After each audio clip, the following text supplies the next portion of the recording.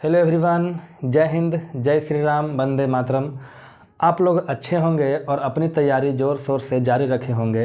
देखिए, प्रत्येक दिन आप लोग प्रैक्टिस सेट करिए, क्योंकि एग्ज़ाम अभी होने में देरी है, तो जितना ज़्यादा प्रैक्टिस होगा उतना अच्छा होगा। विद्यार्थी जनरली क्या करते हैं, फॉर्म भर के छोड़ देते हैं और एडमिट कार्ड निकलता है तब पढ़ना शुरू करते हैं। भाई, बिहार में अधिकांश लोग सरकारी नौकरी की ख्वाहिश रखते हैं और दिन रात मेहनत कर रहे हैं। कम से कम आप दिन में तो मेहनत करिए, हैं, तब ना कंपटीशन में आइएगा जी, नहीं तो कंपटीशन से बाहर हो जाएगा पहला ही फेज में। तो प्रयास करते रहिए। जिसको भी मैथ में दिक्कत है, पूरा फाउंडेशन पढ़ना है, वो रात के 8:30 बजे हमसे लाइव जुड़ सकते हैं। और किसी तरह का कोई डाउट है सेट लगाते समय, आप हमें कमेंट के माध्यम से भेजिएगा, उसका उत्तर हम आपको वीडियो के माध्यम से दे दिया करेंगे। तो हम शुरू करेंगे आज Bihar SSC the platform volume 2 set number 7। Volume 1 करवा चुके हैं, वॉल्यूम 2 है। इसके बाद खान सर का सेट लाएंगे, विद्यासागर प्रकाशन है उसका लाएंगे, उसके बाद ज्ञान बिंदु जीएस का लाएंगे। तमाम जो हो सकता है, अगर समय मिला तो पूरा प्रकाशन का सलूशन लेकर आएंगे। आप मेरे साथ बने रहिए और अपना फीडबैक जरूर दीजिएगा। तो प्रश्न संख्या 16 पढ़ते हैं। कहता है, एक गांव की जनसंख्या 4000 है। पुरुषों की जनसंख्या में 10% की वृद्धि और महिलाओं की जनसंख्या में 20% की वृद्धि होने पर गांव की जनसंख्या 45 हो जाती है। बाबू देख लो, 10% वृद्धि, 10% का मतलब होता है 1/10। 20% वृद्धि तो 20% का मतलब होता है 1/5। देखो, महिलाएं यानी मेल, महिलाएं मेल नहीं यार, पुरुष यानी मेल, और महिलाएं फीमेल।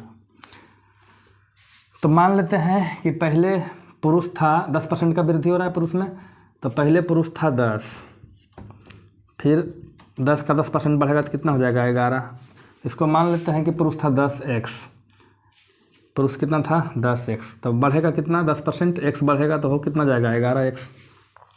इसी तरीके से महिलाओं की संख्या मान लेते हैं 22 नहीं 5/22, तो बढ़ेगा तो कितना हो जाएगा, तो बढ़ेगा 5/22 का 20%, 1/22 बढ़ेगा, बढ़कर कितना हो जाएगा 6/22। अच्छा, पहले जो था कुल जनसंख्या कितना था 4000, यानी 10/22 प्लस 5/22, कुल कितना था 4000 था। अब देखिए ध्यान से सोचिएगा, 4000 था 4500 हो गया, तो बढ़ा कितना 500। और इधर कितना बढ़ा, पुरुष बढ़ा x और महिला बढ़ा 22, कुल मिला के कितना बढ़ गया 500, यानी x + 22 बढ़ा हुआ है और उधर बढ़ा कितना 500, तो x + 22 500। तो कुल मिला के 2 समीकरण मेरे पास है, यहाँ से कर लेते हैं। एक है 10x + 5/22 बराबर 4000। अब देखो x + 22 बराबर 500 है, तो देखिए या तो x को या तो 22 को इसके बराबर करिए, तो क्या करते हैं 22 में इसमें 5 से गुना करते हैं, तो इधर हो जाएगा 5x प्लस ये 22 में 5 से गुना करेंगे तो 5/22, और 25 में 5 से गुना करेंगे तो 500 में गुना करेंगे तो 2500। अब घटाएंगे, ये 5/22 से 5/22 कट जाएगा, 10x में से 5x जाएगा तो बचेगा 5x, यहाँ हो जाएगा 1500, तो x बराबर क्या हो जाएगा 300। हमें निकालना क्या है, तो कहता है जनसंख्या बढ़ने से पहले पुरुषों की जनसंख्या कितनी थी, तो जनसंख्या बढ़ के 11x हो गया। अब बढ़ने से पहले था कितना 10x, तो इसी को पूछा गया है 10x, तो 10 दिख रहा है जी, हाँ, और x का मान 300। तो जनसंख्या थी कितनी पुरुषों की 3000। अगर बोलेगा महिलाओं की जनसंख्या कितनी थी, तो 4000 में से 3000 पुरुष था, तो महिला कितना बचा 1000, है ना, आसान है। देखिए प्रश्न नंबर 17 में x का मान दे रखा है, y का मान दे रखा है, पूछता है x² + y² - 4 का वैल्यू। तो x² + y² को हम लिख सकते हैं x + y के होल स्क्वायर -2 x/, ठीक है, i - 4 पहले से है। इसको लिखेंगे x + y के होल स्क्वायर -2, x का मान कितना है, तो x का मान रखिएगा तो हो जाएगा √5 + 1 बटे √5 - 1 गुने √5 - 1 बटे √5 + 1 और -4, ठीक है। काट दोगे कट जाएगा, तो हो जाएगा x + y के होल स्क्वायर -4 और 2 6। x + y का मान निकालिए सबसे पहले, x + y, x का वैल्यू कितना है √5 - 1 बटे √5 + 1 प्लस √5 + 1 बटे √5 - 1। अब देखो क्या करना है भाई, एलसीएम लोगे तो हो जाएगा √5 + 1 इंटू √5 - 1। भागा दो वही कट जाएगा, बचेगा क्या, √5 - 1 का गुना होगा तो √5 - 1 का होल स्क्वायर हो जाएगा। तो a² + b² - 2ab लगाएंगे तो a² √5 का स्क्वायर 5, b² 1 का स्क्वायर 1 - 2ab -2 √5 हो जाएगा। यहाँ हो जाएगा कट जाएगा तो बचेगा √5 + 1 का होल स्क्वायर, तो यहाँ भी a² + b² + 2ab कट जाएगा। तो 5 1 6 और 6 12 हो जाएगा। नीचे क्या होगा तो इसको लिखेंगे a² a + b into a - b a² - b² यानी √5 का स्क्वायर 5 - 1 का स्क्वायर 1, 5 में से गया 4, काटोगे तो 3 बार में कट जाएगा। x + y का मान हो गया 3 का स्क्वायर -6, 3 का स्क्वायर 9 में से 6 गया 3, उत्तर आपका आ गया। प्रश्न संख्या 18 कहता है ब्याज की गणना अर्धवार्षिक किया जाए। मूलधन दे रखा है 15,000 रुपया और दर है 4% वार्षिक। भाई प्रश्न संख्या 18, दर है 4% ईयरली और कहता है, अरे ज़्यादा ऊपर हो गया, दर जो है ना वो 4% वार्षिक है। चूँकि अर्धवार्षिक चक्रवृद्धि काउंट करेंगे आप तो दर हो कितना जाएगा 2% हो जाएगा, ठीक है। और कहता है 1 साल में, समय कितना है 1 साल, तो 1 साल में कितने हाफ ईयर होते हैं 2 हाफ ईयर होते हैं। अब चूँकि रेट जो है 2% आपका, 2 हाफ ईयर मतलब पहला साल भी 2%, मतलब पहला छमाही में भी 2%, अगला छमाही में भी 2%, तो कुल इसका निकालेंगे दोनों रेट के बदले एक दर निकालेंगे जिसको बोल देंगे समतुल्य दर। क्या बोलेंगे समतुल्य दर। समतुल्य दर निकालने का तरीका क्या है x + y + x y/100%, तो हो जाएगा 2 + 2 + 2 × 2/100%, तो हो जाएगा 4.04% समतुल्य दर। अब कहता है कि चक्रवृद्धि ब्याज क्या है, तो चक्रवृद्धि ब्याज माने क्या CI, तो CI क्या होगा, जो मूलधन हमारा 15,000 है उसका इतना परसेंट 4.04% हटाएंगे तो बटे 100, दशमलव हटाएंगे तो फिर 2 गो 100 और जाएगा, ठीक है। 3 0 से 3 0 काट दो और काटोगे, काट दो, 5 3 15, 5 दूनी 10, 2 से काटोगे तो 202 गुनी तो हो जाएगा 606 रुपया हो गया। अब आते हैं प्रश्न संख्या 19 पे। अच्छा प्रश्न है, कहता है एक विक्रेता ने 1 रुपया में 10 की दर से टॉफ़ियाँ खरीदी और 25% लाभ कमाने के लिए उसे 1 रुपये में कितना टॉफ़ी बेचना होगा। जब हम पढ़ा रहे थे ना लाभ हानि पढ़ाए थे, 4 क्वेश्चन पढ़ाए थे इस टाइप का। 25% लाभ, 25% का मतलब होता है 1/4,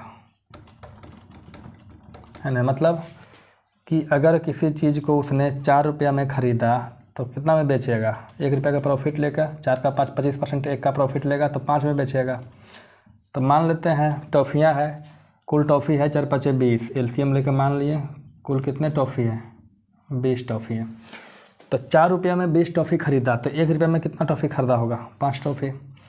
इसने बेचा 5 रुपये में 20 टॉफ़ी तो 1 में कितना बेचा होगा 4 टॉफ़ी, यानी 1 रुपये में 5 टॉफ़ी खरीद के 1 रुपया में 4 टॉफ़ी बेच रहा है।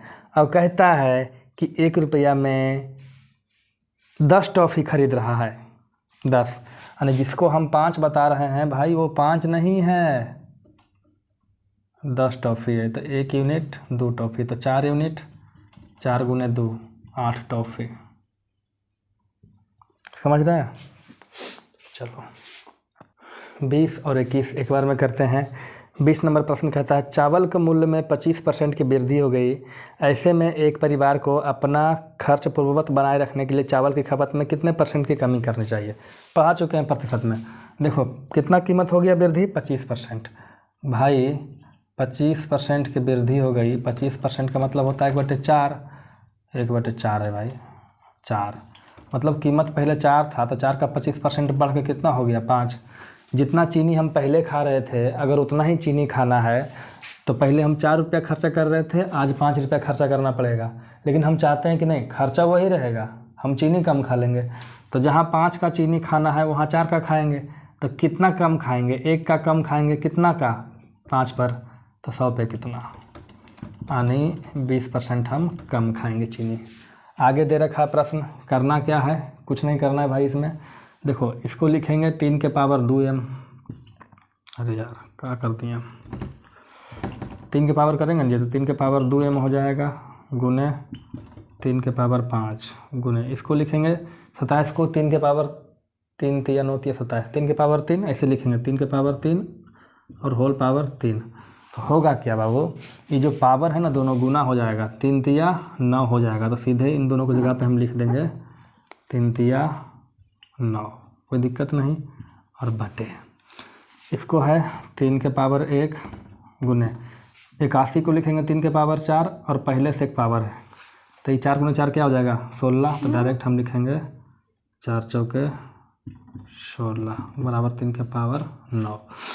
अब देखो हम क्या करेंगे ना, देखो 3 बेस में है तो 3 ले लेंगे कॉमन, तो सब जुड़ जाएगा, सब जुड़ जाएगा तो हो जाएगा 2m 9 5 14। ठीक है, नीचे कितना है 3 के पावर 17, तो ये भागम ना है जी, ये क्या है भागम है, तो भागा 3 के पावर 16 1 17 बराबर 3 के पावर 9। आ जाओ जी इधर करते हैं। अब देखो यहाँ भी 3 है, यहाँ भी 3 है, तो 3 कॉमन लेंगे, पावर क्या होगा घट जाएगा, तो 2m प्लस 14 माइनस 17 बराबर 3 के पावर 9। देखो आधार बराबर है, बेस बराबर है, तो पावर बराबर होगा, तो वो दोनों बराबर होगा, तो इसको लिखेंगे 2m 14 में से 17 गया माइनस 3 बराबर 9, तो 2m बराबर हो जाएगा 3 जाकर जुटेगा तो 12, दिख रहा है जी, हाँ दिख रहा है, तो m बराबर हो जाएगा 6। देखो जी कहता है ए और बी के पास कुल 2300 रुपये हैं, कहता है ए की राशि का 2/5, समझो प्रश्न संख्या 22 है, ए की राशि का 2/5। तो मान लेते हैं कि ए के पास कुल 5 रुपया है, या फिर ऐसे मान लेते हैं कि ए के पास जो है ना कुल 5x है, ठीक है। और कहता है बी के राशि के 8/26, 8/26, तो इसको 26 बाई मान लेते हैं, तो मान लेते हैं बी के पास 26 बाई रुपया है। तो पहले सबसे पहले कहता है दोनों के पास कुल 2300 रुपया है, दोनों के पास कुल 2300 रुपया है।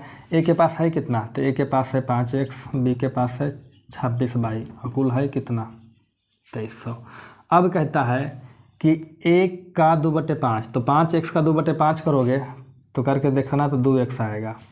ये बराबर है किसके, बाई के, जो बाई का है ना, मतलब बी का जो राशि है उसके 8/26 के। तो बी के पास राशि कितना है 26 बाई, 26 बाई का 8/26 करोगे तो हो जाएगा 8 बाई, कोई दिक्कत, तो हो जाएगा x बराबर 4 बाई, नहीं कट जाएगा 2 चौके 8 जी, हाँ ये आ गया। अब क्या करना है भाई, पूछता क्या है, पूछता है बी के पास कितने राशि है, तो बी के पास राशि 26 बाई है, तो बाई का मान निकाल लेंगे तो निकल जाएगा। तो बाई का मान कैसे निकालेंगे, देखो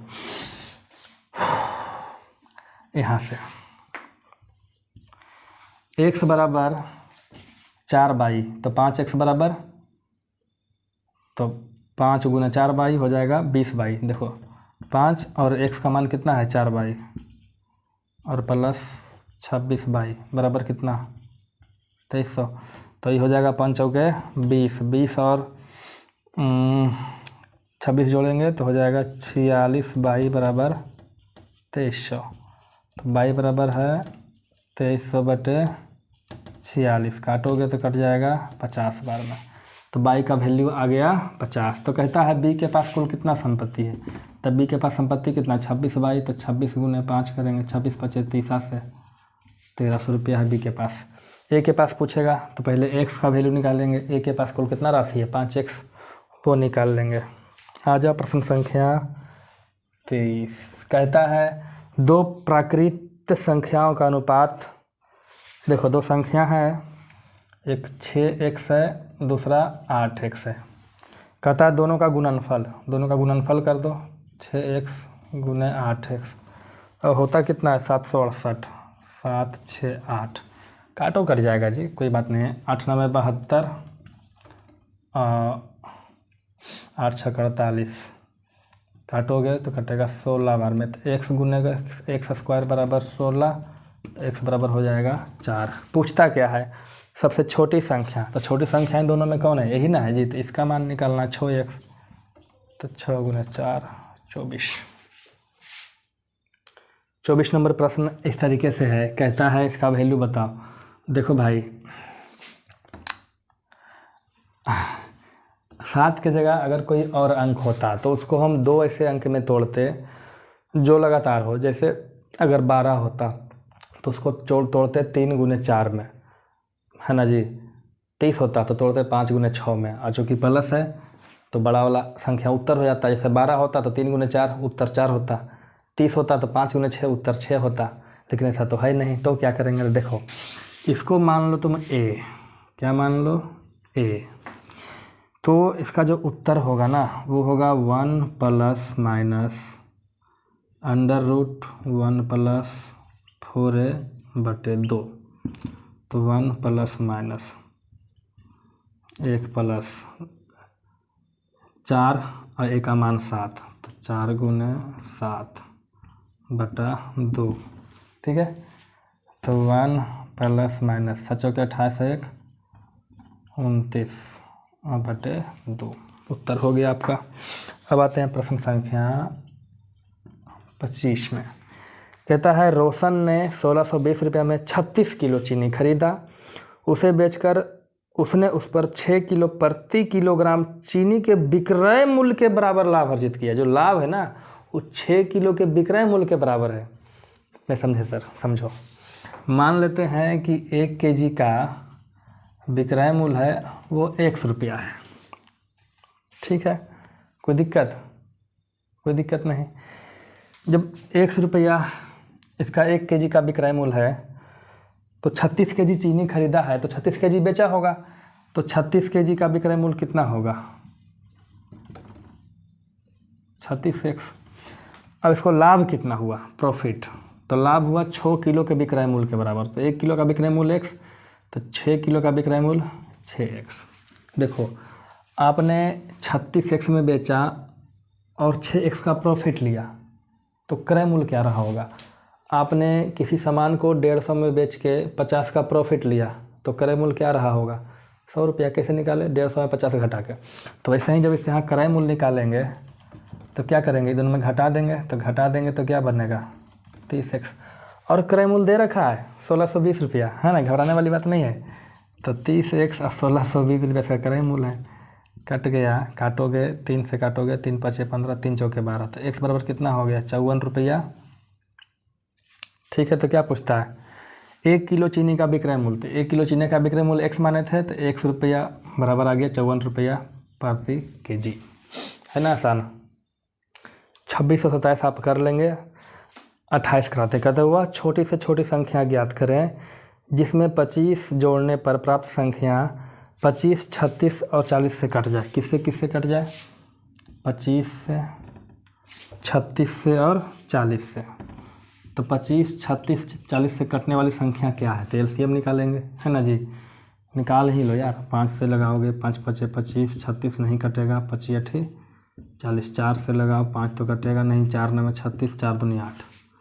अब नहीं कटेगा लगता है, तो एलसीएम निकालो। तो 5 चौके 20 गुने 9 दूनी 18 पचे 9 दूनी 18 पचे 90, तो हो जाएगा 1800। तो 1800 एक ऐसी संख्या है जो 25 से भी कटेगा, 36 से भी कटेगा और 40 से भी कट जाएगा। कहता है वह छोटी से छोटी संख्या बताओ ऑप्शन से 25 जोड़ने पे कटे, है ना।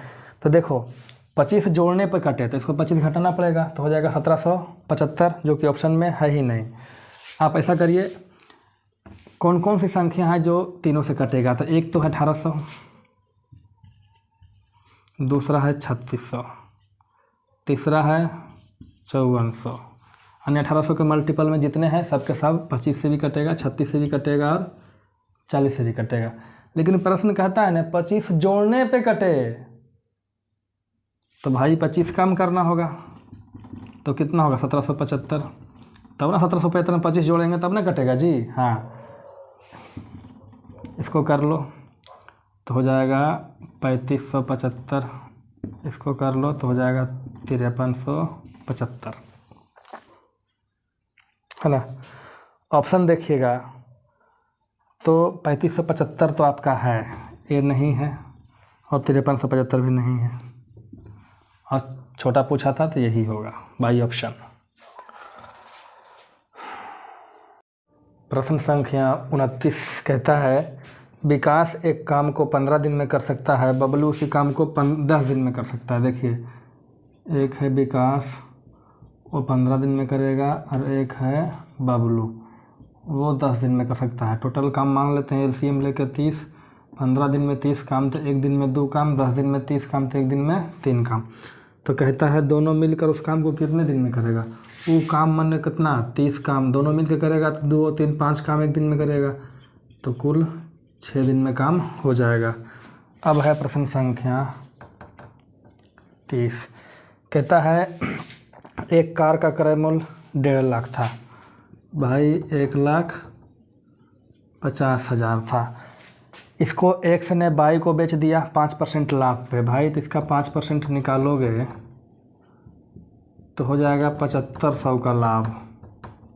यानी कितना में बेचा, तो बेच दिया 1,50,000 प्लस 7,500, तो 1,57,500 में बेच दिया।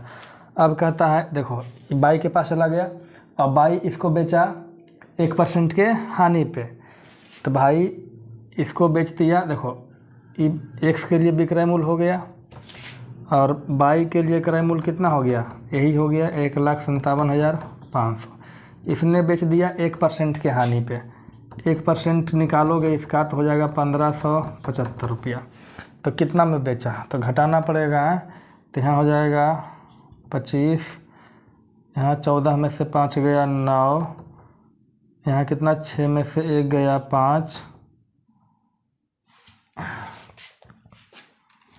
10 में से 5 गया 5, 9 में से 7 गया 2, यहाँ कितना 4 में से 14 में से 5 गया 9, यहाँ 6 में से 1 गया 5, यहाँ बचा 15, यानी 1,55,925 रुपया में फिर वापस किसके पास चला आया, एक्स के पास आ गया।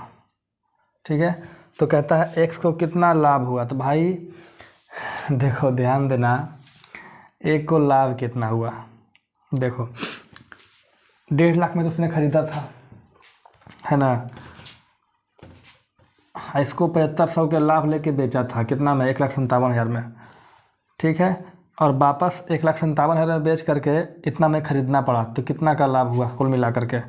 तो क्या करेंगे ना, 1,57,500 में से घटाएंगे 1,55,925, है ना। कोई दिक्कत नहीं है बाबू। 14 में से 9 गया 5, यहाँ 6 में से 5 गया 1, यानी 1575 रुपया का इसको प्रॉफिट हो गया एक्स को। हाँ जी। कहता है 12,519 में क्या जोड़ा जाए कि पूर्ण वर्ग हो जाए। तो हम क्या करेंगे, इसका वर्गमूल निकालेंगे। पहले लगाएंगे जोड़ा, तो एक बार में लगाएंगे तो 1 1 2 हो जाएगा, ये कट गया तो क्या यहाँ उतारेंगे 2 और 5, फिर लगाएंगे एक बार में तो 21 1 22 हो जाएगा, 21 1 21 हो जाएगा, यहाँ हो जाएगा 4 1 9। ठीक है, अब कितना बार में लगाएंगे, तो देखो 2 बार में अगर लगाते हैं तो हो जाएगा 4 4 4, ये हो जाएगा 224। अब देखो 419 से 444 नहीं घटेगा तो उल्टा घटा, 14 में से 9 गया 5, यहाँ 3 में से 1 गया 2 -25। मतलब क्या हुआ कि इस तो 25 की कमी हो रहा है, अगर 25 इसमें हम और जोड़ दें तो पूर्ण वर्ग हो जाएगा। तो आपका उत्तर हो जाएगा 25। प्रश्न संख्या 47 कहता है एक धनराशि चक्रवृद्धि ब्याज पर 15 वर्ष में 2 गुनी हो जाती है तो कितने वर्ष में 8 गुनी हो जाएगी। कोई भाई पैसा है 1 रुपया और 15 साल में 2 गुना हो गया, 15 साल में 2 गुना हो गया, फिर अगला 15 साल होगा फिर 2 गुना हो जाएगा, यानी 4 हो जाएगा, फिर 15 साल होगा, फिर 2 गुना तो 8 हो जाएगा। तो कहता है अपने आप का 8 गुना। तो देखो 1 से 8 हो गया, समय कितना लगा, 15 15 30 15 45 वर्ष लगा। प्रश्न संख्या 48 देखिएगा, दिख रहा होगा। √7 माइनस √3 बटे √7 प्लस √3, फिर प्लस है √7 प्लस √3 बटे √7 माइनस √3। ये दो टर्म एक जैसा है, इन दोनों को एक साथ एलसीएम लीजिए और कैलकुलेशन करिए। और बाकी का जो दो टर्म है √3 प्लस 1 बटे √3 माइनस 1 प्लस √3 माइनस 1 बटे √3 प्लस 1, ये दोनों एक टर्म है, इन दोनों को एक साथ करिए। ठीक है, आपका उत्तर आ जाएगा, कोई दिक्कत नहीं है। अब है 49 कहता है √3 प्लस √11 का होल स्क्वायर क्या है। देखो प्रश्न संख्या 49, √3 प्लस √11 का होल स्क्वायर। तो a प्लस बी का होल स्क्वायर करोगे तो √3 का स्क्वायर 3 प्लस b का स्क्वायर 11 हो जाएगा, प्लस 2ab, तो ab हो जाएगा 33। तो 14 प्लस 2√33। तो ये क्या है, तो यह एक अपरिमेय संख्या, ध्यान रखिए क्या है, अपरिमेय संख्या। अब आते हैं प्रश्न संख्या 50 में। कहता है 20 प्रश्नों का माध्य 22.5 है भाई, तो योग कितना होगा। हाँ, तो 20 प्रश्नों का माध्य उतना है, तो गुना करेंगे 20 गुने 22.5, तो हो जाएगा 2 गुने 225, यानी हो जाएगा 450 योगफल। अब कहता है उसमें से एक परीक्षण को गलती से 25 के बजाय -25 नोट कर लिया गया। देखो लेना था 25, उसने ले लिया -25, तो जो ले लिया उसको घटाएंगे। लेना था 25 है ना जी, और लेना था क्या 25, सही लेना था उसको 25, लेकिन गलती से ले लिया -25, तो इस -25 को घटाओ इसको -25 को, तो हो जाएगा 475। अब इसको लेना है तो इसको जोड़ दो, तो हो जाएगा 500। योग कितना हो गया 500, तो नया माध्य 500 हो गया। संख्या अभी भी कितना है, अभी भी वही है 20 के 20, तो 20 से भागा दे दो, तो हो जाएगा 25। कहता है 16 18 15 17 पी और 14 का समांतर माध्य 17। समांतर माध्य माने क्या, औसत। समांतर माध्य माने औसत भाई, हाँ बना सकते हो। देखो कैसे, 16 plus 18 plus 15 plus 17 plus P plus 14, आंकड़ों का योग हो गया 1 2 3 4 5 6, संख्या कितना हो गया 6, अब बराबर कितना है, माध्य 17 है। हाँ बना सकते हो, इसको जोड़ दो तुम, 16 8 6 14, 14 5 19, 19 और 7 19 और 7 26 और 4 30 के 0, बाकी 3 1 2 3 4 5 और 3 8, 80 प्लस पी बराबर 17 6 के 2 तल से हो गया, तो पी बराबर हो गया 102 माइनस 80, तो पी बराबर हो गया 22, है ना। उत्तर आपका ही होगा। अब निम्नलिखित को हल कीजिए। हाँ ये थोड़ा सा आपका वो है, लेकिन घबराइएगा नहीं। एक है 0.5 के ऊपर रेकरिंग, प्लस 0.6 के ऊपर रेकरिंग, प्लस 0.7 के ऊपर रेकरिंग और प्लस 0.8 के ऊपर रेकरिंग। तो क्या करेंगे, इसको लिखेंगे 5/9, इसको लिखेंगे 6/9, इसको लिखेंगे 7/9, इसको लिखेंगे 8/9। जब रेकरिंग हटाएंगे ना, तो जय गो पर रेकरिंग है, जय गो 9 लिखते हैं, सिंपल है। अब इसको आप एलसीएम लेंगे तो हो जाएगा 9, जुट जाएगा 6 5 11 और 7 8 15, 15 11 26, तो 9 दूनी 18, 8 26, 2 पूर्णांक 8/9, यही आपका उत्तर हो जाएगा। देखिए जी प्रश्न संख्या 53 क्या कहता है, वरुण और अनिल के आय का अनुपात। देखो दो आदमी है, तो हम जानते हैं कि आय में से अगर व्यय को घटा दें तो जो होगा वो हमारा बचत होगा। तो कौन कौन है, वरुण और अनिल। तो वरुण का जो इनकम है और एक अनिल है भाई, इनकम का अनुपात है 12:13। तो इसका अगर मान लेते हैं 12x, तो अनिल का हो जाएगा 13x। अब कहता है इसका व्यय का अनुपात, व्यय का अनुपात 10:13 है, मतलब इसका अगर खर्चा 10 बाई है तो इसका खर्चा 13 बाई है। आय में से व्यय घटाए तो जो बचत है वरुण का वो है 2100 रुपया, और अनिल के आय में से व्यय घटाए तो बचत हो गया 1300 रुपया। अब क्या करिए, यहाँ भी 13 यहाँ भी 13, 13 कॉमन लीजिए तो हो जाएगा x माइनस पाई बराबर 1300, जाके कटेगा तो बचेगा 100। अब देखो इधर हो गया x माइनस बाई बराबर 100। ऐसा करिए, हमें चाहिए क्या, हमें चाहिए आय का अनुपात, यानी x का आय चाहिए तो x का वैल्यू चाहिए। तो ऐसा करिए बाई को काट दीजिए, तो क्या करें, इसको 10 से गुना कर दीजिए तो हो जाएगा 10x माइनस 10 बाई बराबर 1000। 10 में सबसे गुना कर दिए सब में। पहला समीकरण है 12x माइनस 13 सॉरी 10 बाई बराबर 2100। दूसरा समीकरण है 10x माइनस 10 बाई बराबर 1000। हम क्या करेंगे, घटा देंगे, घटाएंगे ये हो जाएगा प्लस, ये हो जाएगा माइनस। 12 में से 10 जाएगा तो 2x, ये दोनों माइनस प्लस कट जाएगा, इधर क्या बचेगा 11 में से 21 में से 1 जाएगा तो बचेगा 1100। तो x बराबर हो जाएगा 550। तो क्या कहता है, दोनों का आय बताओ, कौन कौन, वरुण का आय। तो वरुण का आय है कितना 12x, तो 12 गुने 550 तो हो जाएगा 12 पच्चीस 60, 12 पच्चीस 60, इसका हो जाएगा 6600। और अनिल का आय 13x, तो 13 गुने 550 तो हो जाएगा 0, 13 पच्चीस 65, 13 पच्चीस 65 तो हो जाएगा 7150 रुपया। 54 और 55 कहता है एक विभाजन क्रिया में भाजक भागफल का 18 गुना है। देखो जब विभाजन करते हैं ना जी, भागा, यहाँ होता है भाजक, लो लिख देते हैं, ये होता है भाजक, इधर होता है भागफल, बीच में होता है भाज, ठीक है। तो जो भाजक है भागफल का 18 गुना है और शेषफल का 9 गुना है। नीचे क्या होता है शेषफल, और शेषफल है कितना, तो शेषफल है भाई 26, और शेषफल का 9 गुना भाजक है, तो शेषफल का 9 गुना करेंगे तो 26 गुना 9 करेंगे तो हो जाएगा 2 3 4। अब कहता है ये जो है ना, कौन, ये जो भाजक है वो भागफल का 18 गुना है, इसका 18 गुना है, तो भागफल कितना होगा, तो 26 गुने 9 में 18 से भागा दे दीजिए, 9 दूनी 18 13, तो भागफल हो गया 13, इसका 18 गुना करिएगा तो इतना आ जाएगा। तो कहता है भाज्य क्या है, तो भाज्य क्या है, भाज्य हमें चाहिए, भाज्य बराबर क्या होता है भाजक गुने भागफल, यानी 234 गुने 13 करिए और लास्ट में जो शेषफल है वो जोड़ दीजिए, ठीक है।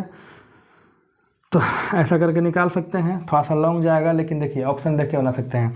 ऑप्शन में जितना भी ऑप्शन है सबका अंतिम डिजिट अलग अलग है, 2 है 5 है 2 है 8 है। तो देखिए अंतिम डिजिट क्या होगा, तो 4 तिया 12, 2 यूनिट डिजिट हो गया, इसका यूनिट डिजिट 6 है, तो जो भी होगा अंतिम में 8 होगा, और अंतिम में 8 वाला ऑप्शन मात्र एक है, ऑप्शन नंबर डी। आप ऐसे बना सकते हैं।